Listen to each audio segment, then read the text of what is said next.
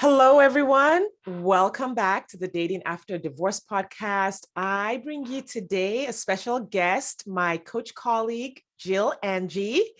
Jill helps plus-sized women start running and feel confident in their bodies. Jill and I met in our feminist coaching certification group, which is awesome. Awesome. We're just having a blast in there. Welcome to the podcast, Jill. Please tell the listeners kind of like a little bit about yourself, what you do, and who you help. Hi, I'm so excited to be here. And thank you for having me on the show. So I help like mostly women, I would say in their 40s, 50s, and 60s, kind of, and mostly plus size women or women who have never really felt athletic. You know, those women, we all have been that person who couldn't run the mile in gym class and like sort of plagued us for our lives thinking like, oh, I'm just not athletic. So I help women who kind of have that mindset and maybe feel a little insecure about their bodies to start running and gain confidence and really kind of change their lives through that process. Yeah. And it is the best job ever. Yes, I've listened to some of your podcasts, and the stories and the conversation there is so inspiring. And your podcast is called Not Your Average Runner. Yes, that is correct. Not Your Average Runner. Awesome. Well, welcome. Thank you for being here. But we're talking about your divorce and remarriage today. One of my favorite topics, actually. I know. It's my favorite topic. I talk about it all the time. When I was going through my divorce, talking about it was like the killed the buzz at every dinner party. I mean, like people back away from you slowly. So one of my things is I want to normalize this conversation. Like divorce happens 50% of the time, maybe a little more or less. We should be talking about it. Yeah. Right. It's so funny because when I first got divorced, or when my husband and I first, agreed to separate and divorce, and I would tell people and they would say, "Oh, I'm so sorry." And I'd be like, I'm not. It's like not a funeral. Right. And for some people, divorce is traumatic and difficult. But even for those people, like I had a pretty rough divorce. I wasn't unhappy to be divorcing. I was just unhappy about how hard it was to be divorcing because the marriage wasn't viable. Like it was not a viable marriage. I was happy to be done with it. But let's I guess start with kind of like why did you get a divorce? Like what was the impetus for you and your ex deciding to separate? Well, it was mostly me deciding to leave, and he didn't necessarily have a say in the matter. Obviously, when one partner is like, peace out, that's it, right? It's kind of over. But I mean, we were married for 12 years. We were together for about 15 years. And I think when we got married, I kind of had this belief that I'd probably never find the love of my life. So I should just find a good guy that wasn't going to hurt me. And I found that, and he really is like, I mean, he's actually an amazing person and he's somebody else's dream man. He's just not mine. And I just realized, I was staying in the marriage. I kind of figured it out probably a year or two in. I was like, oh, I think I made a mistake. But it didn't occur to me that I was allowed to get divorced. I know that sounds so strange, but I was kind of like, well, I said I would be with you for life. So I guess that's what we're going to do. And so I was super miserable and was kind of like looking everywhere else for fulfillment. And, I'm like, all right, we're going to build a huge house because that'll make me happy. Or I'm going to get the perfect job and that'll make me happy. Well, I'm going to quit that job and start my own business and that'll make me happy. And that last part did kind of make me happy because that's what I'm doing now. But I kind of came to the conclusion that like, I wanted a relationship where I felt like, I don't even know what the word is. Cause it's not that I didn't love my husband. I just wasn't in love with him. Like we had a very lackluster relationship. We were very like, we weren't really a great fit. And I just kind of thought I'd just rather be, I think that was it. I got to the point where I realized like, I'd rather be alone and find my way alone than be with somebody just to say that I'm with somebody, right? Like that was sort of the deciding point for me. And then it took me a couple years from when I made that conscious decision to work up the courage to say, hey, I want to leave, because I knew it was going to hurt him, because he was actually really happy. His marriage was great. Mine, not so much. Right. And so it took a couple years to work up the courage. And I think the turning point for me was when somebody said to me, staying in this marriage is lying, because you're basically lying to that person, pretending that everything is fine when it's not. And you're lying to yourself. And is that really who you want to be? And I thought, no, that is not who I want to be. And I think within a few weeks, I had actually, after that, I thought about it and I practiced like what I was going to say. And I asked for a divorce, and, the rest is history. Yeah. That's something you said about you didn't want to be in the marriage just to be with someone. Yeah. That concept is so familiar. And there's something about marriage and relationships and women. And I don't know if this is true for, men as well, but I do know like that resonated with my younger self, where it was like being with someone was presented as this like goal and this pinnacle. And then many women after their divorces, the concept of being with someone again is still, it's sort of like, it's still the goal, especially for women who didn't want their divorce and their husbands were the ones who wanted a divorce. Then the goal right after is to be with someone again, because that's like what gives us value. Or, did you ever think about that and where that came from? It's kind of funny because I am remarried now, and I remarried about 3 years after, about 3 years later, 3.5. But no, when I left, I thought to myself, I really don't want to date. I don't want to be with anybody. I don't want to get married again. And I just want to be me, myself, and I. And then about 2 months after I moved out, this guy that I used to know from college, like, in the 80s, asked me on a date. I was in California, and I just happened to be near where he lived. And he reached out on Facebook and said, hey, I heard you're getting divorced. Would you want to go and just go out for dinner? And so I thought, well, it's a date, but like, he lives in California, I live in Philly, like, it's not a big deal. And I went out on the date, and it was kind of flirting. And I don't know, like, I mean, we never actually dated. We just kind of like had that one. But after that, it like woke something up in me. I was like, wait a minute, maybe I do want to go on dates. Maybe I do want to like kind of just have some fun. And so that's what I decided to do. I was like, I'm going to go on 50 first dates before I turn 50. And I had maybe 9 months of time to do it. And I was like, I'm going to get really good at dating. I definitely don't want to get married again. All the things, right? I just want to have some fun, because I felt like for 12 years, I denied myself any kind of relationship fun, because I was with this guy that, I just didn't want to be with.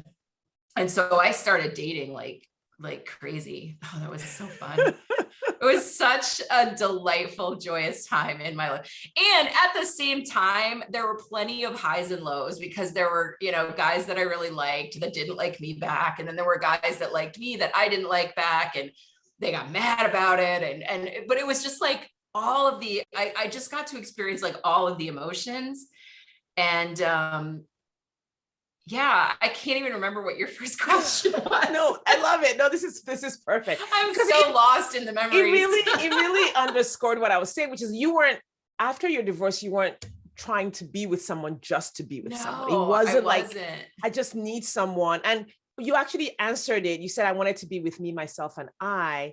And my theory, which, my theory is like everything I've read. So I'm not like everything I've read from all the other people who have theories, is that for those of us who wanted to be with someone just to be with someone, it was about not wanting to be with ourselves.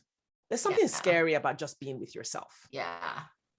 There really is. There really is, for Yeah. sure. And society also then shames you for just being with yourself. Like, what's wrong with you? Why hasn't a man chosen you?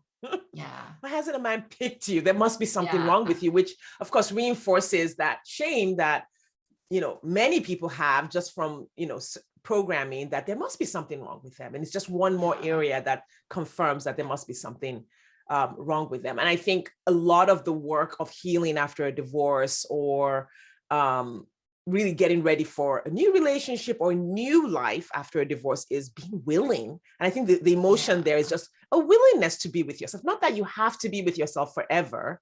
Yeah. Are you willing to be with yourself forever? Yeah. And so did you spend time on your own? Like, I know you started dating and you were having lots of fun with it, but what was your me, myself, and I process? What did that look like?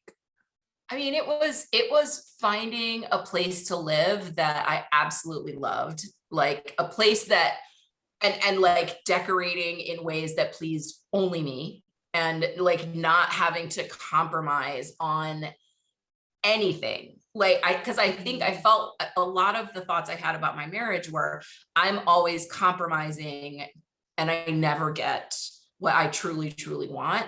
And so that, I think that was one of the first things I did, was I indulged in moving to an absolutely beautiful apartment that was, just made me happy just being there. I got a cat, I just did all kinds of things that I had been putting off for years and years. And I just really enjoyed it. And, I went on, every guy I dated, I told them the same thing. I was like, listen, you are not the only guy I'm dating. And if you have a problem with that, this is not going to work out, because mama's not going to be settling down anytime soon. And so that was a very powerful thing to just, every single person I met, I set my ground rules before anything else. I was like, it's so nice to meet you. Here's the deal. And some of them were like, yeah, that's great. And others were like, nope, sorry, not for me. But I felt like I was doing absolutely everything on my own terms. And it was really powerful. And I also think the fact that I was almost 50 years old. And so I was kind of at that, I had been coming to a point in my life where I realized, like, hey, everything I've been doing before isn't working. And so let's just say, like, for the back half of your life, you do it a different way. You do it like the way your instincts tell you to do it, instead of the way everybody else is telling you to do it. So again, I completely lost the plot. No, this is amazing. I have 5 follow-up questions. This is okay. First of all, dating on your own terms and just having the confidence to just say, hey, this is what I'm about. Right? Like, was that uncomfortable at all? Because I know for many women that is so uncomfortable. A lot of the work that I do in my program is, saying, hey, define your terms. Like, I don't define those terms for my clients. I have like worksheets for them that helps them define their terms as an individual. Yeah. And I think it's so hard for so many people to say, these are my terms, and I'm going to go out and tell these men my terms. Yeah. Well, I think the reason it was so easy is because I had decided I don't need a partner to feel good about myself. And so then it was like, all right, well, then I get to just decide. And so taking partnership off the table and taking marriage off the table and just saying, like, I'm just here to have fun, meant that it didn't really matter to me if the guy was offended or whatever by how I was approaching dating. Data. Speaking of data, I kept a spreadsheet, by the way. But I love it. Oh my God. I love it. Oh my gosh. Like, I mean, I didn't have enough people at any one time to have a spreadsheet, just because my geographical area was just not flooded with, like, hotties. But here's the thing, that didn't stop me from finding my husband within 2 years. So, like, it's not the numbers, but oh my gosh, I'm a fan of the spreadsheets. Yeah, it was so fun. It was absolutely a delightful thing to do, because then I could kind of keep track of, like, what kind of guy do I like? What do I not like? I definitely developed a type that was completely the opposite of my husband. And I found myself like seeking out, like kind of chubby bearded guys with sort of like reddish hair. Like it was like such a type. And so that was kind of fun. And is your husband, does he fit the type? He actually, yeah, he totally, he's bald and he's got a red beard, and he used to be chubby. Now he's not. He lost about 100 pounds after we met. But yeah, he totally falls squarely into that. I love it. That type, which is so funny because that's not the type that I would have gone for before. Yes. My first husband. So and that process really underscores something that I do with my clients, which is when they when we start working together, often they'll be like, well, I went on the first date, but I'm not attracted to him. Right. And I never tell them, you have to go on a second date with him, or you should, or you shouldn't. I always want them to tune in and ask, so why wasn't I attracted? Yeah. I'm like, there's a reason you weren't attracted. It's useful data for you to know that. Yeah. And that's for sure. And so many people are like so out of tune with themselves that they don't know why. They're just like, it's just something that happens to me. I love this one and I don't love that one. And I'm like, no, it's you. It's your nervous system is sending you messages. It might be the smell. It might be the look. Your senses are giving you this message. It would be useful for you to know where it's coming from. Is it coming from like true lack of attraction, or is it coming from trauma? Is it coming like what is it? And I really they do not like this part at all, because I ask them like all the why questions about that. And it sounds like you with your spreadsheet and just spending time listening to yourself and working it and reworking it, like your brain was just kind of doing that. Yeah. Until it settled in on what you really wanted. So thank you for sharing that. That's so awesome. I mean, it even got to the point, because I did almost all my dating was online, because I was like, I'm 49 years old. Like I've been married for the past 12 years. I don't know anybody. So I said, all right, fine. Tinder, OkCupid, Bumble, like, let's do it. Let's go there. And so I got to the point where I had refined my profile to basically just be a bullet pointed list of my ideal person. And I was like, if this is you, swipe right, boom, done. And it was like, and as somebody who's in the online business world and like spends a lot of time marketing, I was like, oh, well, this is just exactly how you market a business. I'm just marketing myself. And it worked like gangbusters. It's so like funny. Speak to your ideal client and tell them what you have to offer. Yes, exactly. That was exactly it. It was like, it was a bullet pointed list of, because I started with him, I'm like, if this is you, and then the other part of the list was, this is me. And then if this seems like a match, swipe right. And I feel like I weeded out a lot of folks that, were like, oh, like one of the things that I said was, I don't want to date anybody with children. And I did get a lot of angry direct messages on Tinder. How dare you exclude men with children? I'm perfect for you. I'm like, but you have children, so therefore you're not perfect for me. Right. Yeah. But it was just so empowering. And I think the more I dated, the more I realized, like, hey, when you ask for what you want, and then and aren't attached to whether you get it or not, but whether you're clear on this is what I want. And if it doesn't match up, at least like 90%, it's a no. It's just so liberating. Yeah. It's so much fun. 100%. Yeah. So I wanted to ask about the guys who got offended by your terms. Like, you talked about the guys who DM'd and said, you shouldn't do this, which I love that you didn't let that change your criteria or your standards. Because those are standards too. I don't want to have children. I don't want to raise like, it's just, this is just me. And I have talked to women who they think they're taking feedback from the people they meet on the apps. So they meet a guy and he tells them, well, you shouldn't. And then they tweak their profile based on what he said. I'm like, no. Well, how did you handle just people who maybe you did go on a first date with, or, I told them your terms, and then, they gave you quote unquote feedback? I mean, I love the feedback, because if the feedback came over a direct message, I was usually like, your opinion is noted. end of story. Right. And then if they came back, I was like, and now you're blocked. Right. I'm just like, no, I'm not even going to mess around. Like, I don't have time for that. I have my other much better matched dudes to converse with than to talk to somebody who's mad. But I don't know if I got much feedback in person, because I think I was pretty clear. Like, the reason I said no kids is because of the first couple dates I went on, the guys had kids, and I was like, nope, this doesn't feel like a fit. So I'm like, all right, that's something that's going to go on my list of things. And so after that, I really didn't go on any dates with anyone that had kids, because I was pretty clear up front, like, this is a no-go for me. So I don't think I got a ton of feedback. I did have one date. This is so funny. So, and this is, again, like, then it kind of went on my list of like things that, like, hey, like, don't swipe right on these guys in the future. But I went on a date with this guy who seemed absolutely perfect. He was a runner, and he was about my age. And this is like right in the beginning. He was about my age, but maybe a little bit younger. And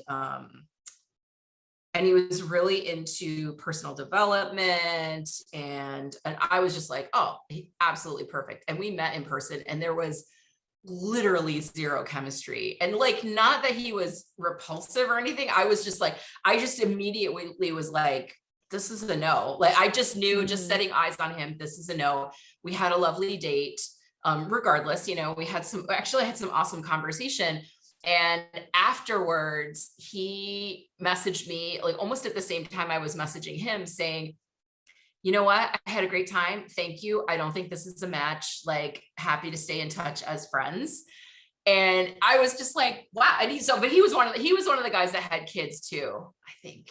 I don't know. He was one of the first ones I dated, but it was kind of like so interesting to see how different people responded. Cause then there were some guys, there was one guy I went on 2 or 3 dates with him and decided it was a no. And I said, hey, it's been great, but I don't think this is a match. And I got this tirade of like, you'll regret this. I'm the best thing to ever. I was like, and block.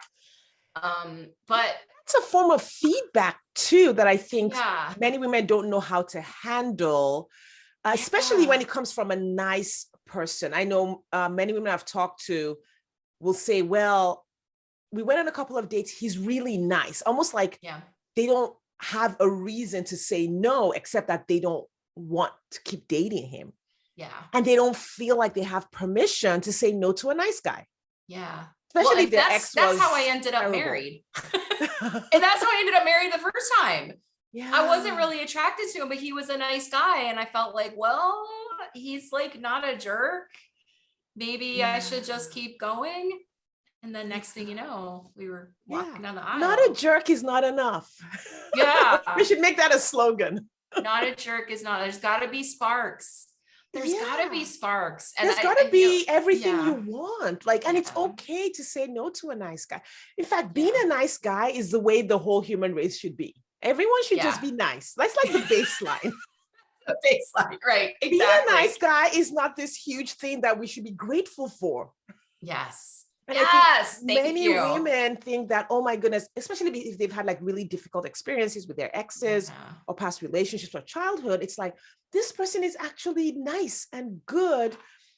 And there's this level of gratitude because they haven't felt like they deserve that kind of treatment. And I always say, okay, we got to slow down and expand how good you think you should be treated, like how well you should think you should be treated, to where it really needs to be before you pick someone. Otherwise, you're going to settle, even though it doesn't feel like settling. My ex-husband, he was not physically abusive, but there's a physical abuse when someone throws things against the wall to intimidate. That's actually physical abuse, because it's a threat of violence, even if the person never perpetrates it. So he was more on that like spectrum. My dad, on the other hand, did physically abuse both his wives, my mom and, my stepmother. Okay. Yeah. I don't think about her much, so it's kind of hard to like remember. And so when I met my ex, and just subconsciously, he was better. Right. He was a step up. He was a step up. And so I was like, oh, yay, women. Oh my gosh. What I always try to teach my clients, which is what you can't get this from like internet dating tips. Yeah. Is to show them what a truly healthy relationship looks like, which is like way over here from my dad and my ex, like way over here. And helping them see that that exists and helping them go for that, even though it might be a little bit of a journey to get there. Yeah. So like, anyway, I know I kind of just like ran off with the no jerks thing. But honestly, I think that what you said about helping women see that the possibility that something really amazing out there exists, like that's the first step. Because if you don't even think that you're worthy of that, or that it's possible to even find that, then you're not going to look for it. Yes. So that is really the first step. Yeah. For sure. All right. So now we want to hear all about your husband.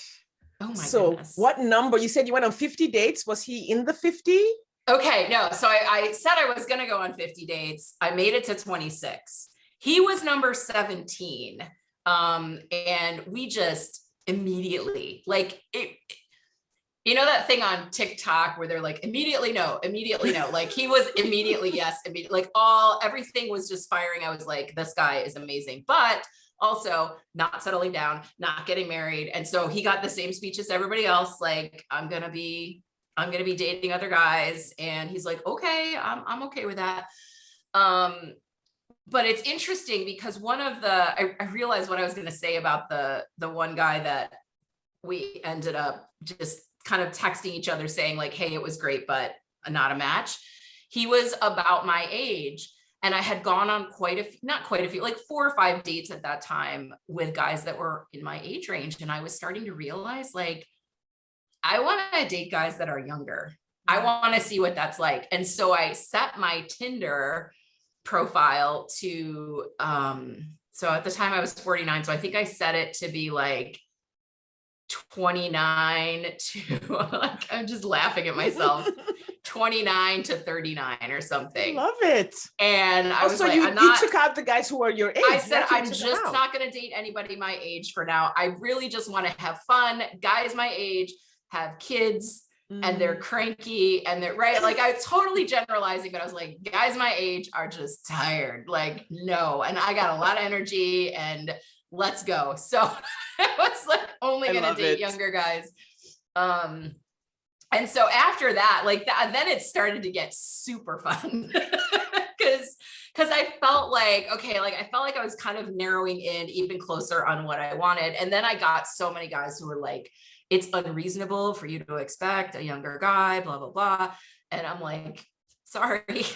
Sorry. But the younger guys saying that, or the older guys who were the younger guys are like, let's go, right? Like there are plenty of guys out there that want to date an older woman. And, you know, several of the ones that I dated specifically said, because there's less drama, there's less, you know, like an older woman knows what she wants. She's not like all worried about like getting married and having kids. She's like, hey, like, I just want to have a life and enjoy myself. Yeah. So it's just fascinating how much feedback, again, I have air quotes going, that people were wanting to give you about the age range for what you were doing. I'm like, what's happening? Why do people feel the need to do this? I feel like men believe that they are smarter and that they know best. And when they don't get what they want, which in this case was a date or a message back, they're like, clearly, and honestly, like, I feel like more women should date like a man and just be like, no, I'm just going to keep going until I get what I want.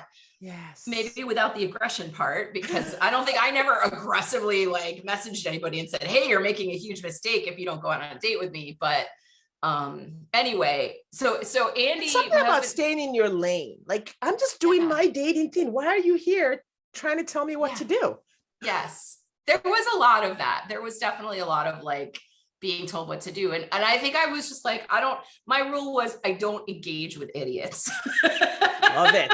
Yes. No mansplaining. Yes. No mansplaining, none of it. And, so anyway, so I made it to 26 dates. Andy was number 17 and we started seeing each other a lot. And I continued to date other guys, but then at some point, maybe about 3 months after we had started seeing each other, he was kind of like, hey, why don't we just not see other people and just have it be you and me? And I was kind of like, okay, let's give that a try.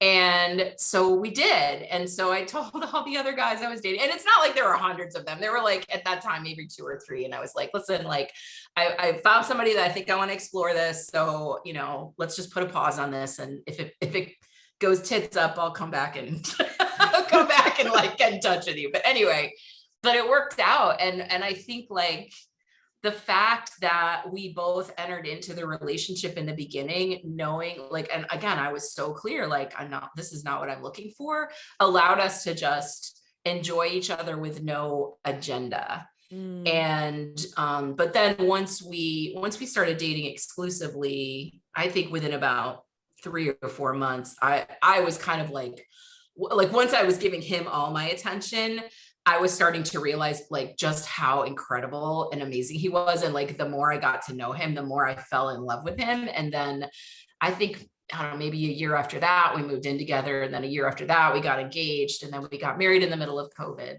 Love it. But yeah, and he's 15 years younger than me. Amen. So funny.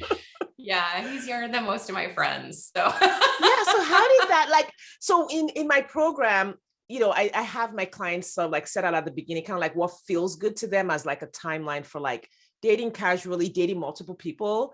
And then like when they might start considering going exclusive with someone. Kind of like you did this, like you were like, I'm casual. It was like more like 3 months before you said, okay, exclusive with this person. And then I always kind of like recommend to them, like, okay, after that, you need to do the work of being exclusive, which is the work of, working on falling in love, working on seeing that person, and then integrating. So like friends and, family, and like going to like, so how did that work with the age gap, meeting each other's friends, hanging out with each other's friends and family? Was there like anything? Yeah.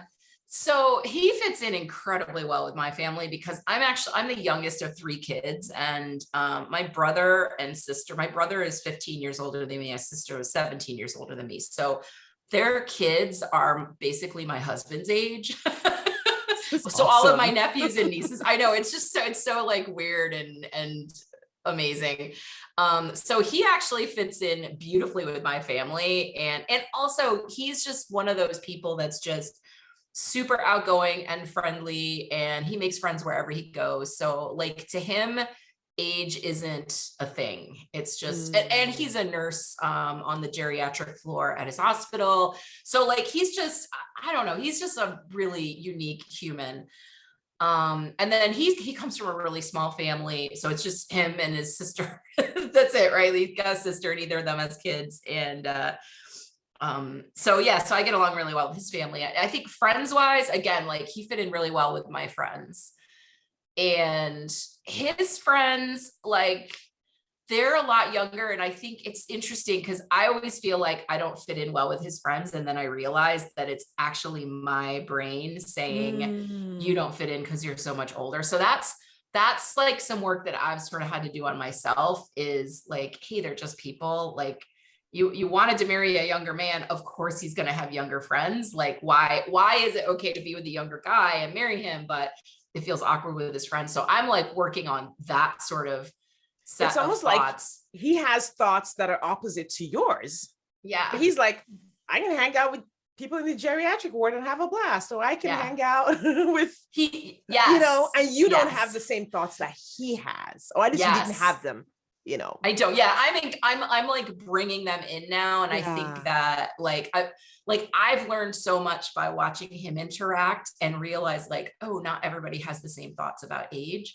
And it's just so funny that I deliberately set out to find somebody younger. And then I created a problem for myself because I was like, oh, but now all of his friends are younger. And so it's just kind of been fascinating to watch my brain on that. But overall, like the meshing of our friends and families has gone beautifully well. We actually had a big wedding ceremony on our first anniversary last year after like things started to let up with COVID.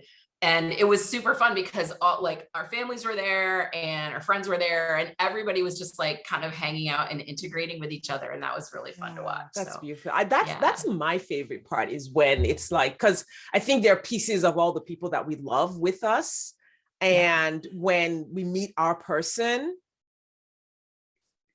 part of it being right is that whatever community we're bringing that we love, it is right. I mean, it's not perfect, but it is right. It reminds me of like when I had my my bridal shower for my second marriage, and I had friends from like all these pockets of friends from work and friends from church and friends from here, and then no one had met each other, and then they all met each other at my bridal shower, and we had this incredible time. And I was just like, of course they did. Of course we did. Yeah, 100%.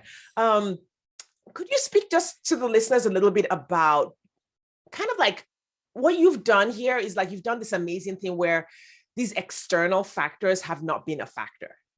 And so many people go into dating with external factors being a factor. Like, okay, age means this age means these specific things. And then they go on the apps with sort of like a rigid set of thoughts about men who have never been married. I've heard that a lot. Well, men who've never been married are usually emotionally unavailable, and they become really suspicious about, and I'm like, well, maybe some, like there's plenty of men who like, you know, and I always talk about like, how did you use the external factors for yourself versus against yourself versus having this rigid set of rules around specific things? Well, first of all, I think there are probably plenty of men who are married who are emotionally unavailable. Right. So like, right. Like, I don't think the two go hand in hand, but I don't know. I think like my prevailing thought when I went into this whole process was, I want to have fun. It wasn't, I want to find a partner, or I want to find somebody that looks a certain way or anything. So I was just super open to, I mean, I wanted somebody who was, you know, intelligent and funny and kind. All internal factors. And didn't live with his mom, right? That was another thing. I was like, no dudes who live with their moms. Like that's just a no for me. But beyond that, I didn't really have a lot of, at least in the beginning, I didn't have a lot of external factors until I realized after going on a few dates, I was like, oh, I definitely have a type. And so then when I would see somebody that looked like that, I was probably more likely to swipe on them. But yeah, I think I wasn't like, he has to make more money than me, or he has to, you know, have a great job or whatever. I was like, I just want a person. I want to spend time with people who are interesting and fun, and that I have a good time with. And that was the requirement. And so, that's all internal. That didn't come from any kind of external circumstances at all. It was just, and I think what I consider to be a fun time, like a guy that I might be like, oh my gosh, we have so much fun together, somebody else might not feel the same way. Right. So it was just all about how our personalities meshed and so forth. And there were plenty of guys that I went on a couple dates with, and I was like, nah. And then there were probably 2 or 3 that I saw for several months, even though I knew full out, and we had agreed, you know, this is not going anywhere. This is just for, one of them he was 29 years old. So we were literally 20 years apart in age. And I was like, let's just have fun. Like, I'm not looking for a boyfriend. I'm not looking for a husband, like just looking for somebody to have fun with. So there were a couple different guys like that. And that was really enjoyable, I guess, because then we would get together, have a great time. And then there was no, I don't know. I was like, I'm dating like a dude. That's what I'm doing. Yeah. There was no attachment. And what's interesting is you ended up married. Yes, I know. It's like, I'm super unattached to being partnered or being married. And then you ended up with like, quote unquote, you know, I'm going to roll my eyes, the prize. Yeah. Was there a moment where that changed for you, where you're like, oh, you know what? No, I want to do this thing forever with this guy? Well, when we moved in together, I was kind of like, all right, this is, you know, like when we moved in together, I wasn't thinking I want to get married, but I was thinking like, this is a commitment that I'm willing to keep for life. Like, I wasn't going to move in with somebody that I wouldn't consider like a rest of my life partner. So the commitment was there when we moved in together, but it's kind of funny because about 6 months after we moved in, I realized that my COBRA insurance coverage from, when I left my ex, because I was self-employed, like I was on his insurance. And then when we separated, I went on, like, COBRA is that, most people know what it is. For a while, you get to use it you get it for like 3 years or something. As soon as the divorce is final, then you get like 3 years. So my 3 years was coming up, and I was kind of like, oh crap, like it's gonna be really expensive to get my own insurance. And so Andy came home from work one day, and I was like, so I got an idea. Because it's gonna cost me a lot of money to get insurance. And I'm like, since we're cohabitating, can I get on your insurance? And so he's like, all right, I'll look into it. And he looked into it. He's like, no, that's not how it works in New Jersey. I was like, all right, so are you open to getting married? You were like, listen, dude, I need insurance. I know. It was the least romantic. And he's like, are you proposing to me? And I'm like, I guess so. I don't know. It was just so weird, because it had never been my intention. But then I was like, well, I was like, I'm not going anywhere. You're not going anywhere. Like, why don't we just get married? And he was like, yeah, actually, that's not a bad idea. Let's do it. And so we did. And it was, it's kind of funny because he's actually he's way more of a romantic than I am. And he's always like bringing me like little presents and cards and texting me throughout the day how much he loves me. And to have our origin story be like that is just, I don't know, it kind of cracks me up because it's so, like, he probably would have proposed in a year or two, but I had been so loud about, I don't want to get married. I don't want to get married. He's like, I just thought you didn't want to get married. He's like, and you kind of took me by surprise. So, but it all worked out. So, yeah. And I love that because there's this thing about the fairy tale. And I always want to, a lot of people think it's like this all or nothing. Like you're either in the fairy tale and obsessed, which is not healthy, or it's like, well, the fairy tale doesn't exist, so then I'm going to settle for this ordinary thing. Yeah. And the reality is it's actually a little bit of both. There's like a lot of ordinary things about a healthy relationship and a lot of extraordinary things. Yeah. And they're all there, like this very ordinary proposal. Yeah. But then this very extraordinary love and extraordinary like romance that you have going. So it's always somewhere in the middle. Yeah. And I think, like, for me, I just look at him and my heart just goes pitter pat. And I'm like, we've been together about, I guess it'll be 5 years since our first date later this month. 5 years. Oh my gosh. And I still get the same, like, just excitement. Like when he comes home from work, I'm like, he's home, you know? And I just never thought of myself as that kind of person. When I was married to my first husband, I was just like, he's home, you know? But now I'm like, oh, I want to spend, like, my girlfriends would say, oh, you know, my husband's around this weekend, so I want to spend time with him. And I always thought to myself, oh, girl, get it together. Like, what are you going to waste your time on a man? And now I get it. I'm like, oh, they're actually in love. I know they're actually in love. What the heck? They really truly like and enjoy each other's company. Yes. Yeah. So now, like, I get it. And I'm super grateful that I have it, I actually love the way it happened too. Cause I feel like I didn't force it. It kind of like, I opened my thoughts up to a new way of doing things. And then this beautiful, ideal situation found me. Yeah, I love it. Jill, oh my gosh, your story is so heartwarming. Like I know it's going to be an inspiration to so many people, and I appreciate you taking the time to come on the podcast to share it with the listeners. Thank you. Thanks for having me. Absolutely. All right. So, please tell the listeners, well, actually, before that, if you have any last piece of advice that maybe we didn't cover, anything that like my ladies who are dating after divorce need to hear. We covered a lot. There was a lot of gems here. Yeah. I mean, I think basically you're never too old to go on Tinder because that is where I found my husband. And also I feel like like a rejection, like if you go out with a guy and he rejects you, right? In other words, he says, he ghosts you, or he says, I don't want to date you anymore, or whatever. It has nothing to do with you and everything to do with him. And like, the more you can bring yourself back to like, okay, well, that just wasn't the right person for me.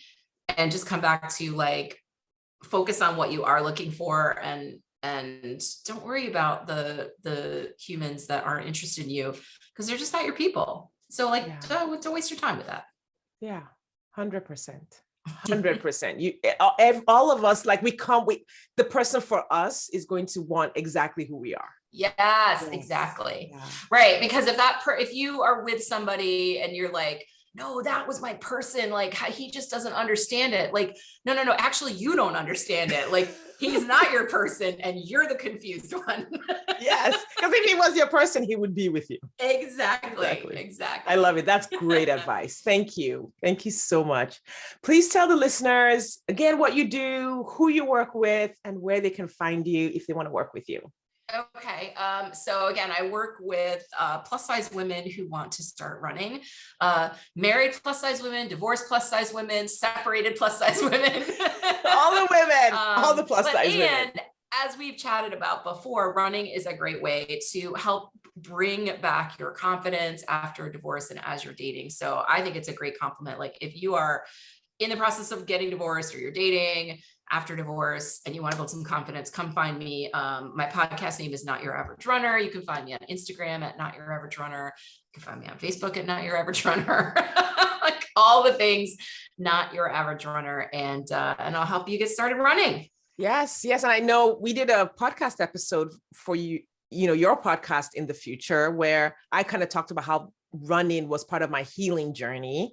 Yeah. So I know it's coming out it's already out because based on the date, it's already out. So go check out Not Your Average Runner, the podcast, and find my episode if you are in the middle of divorce and you're healing.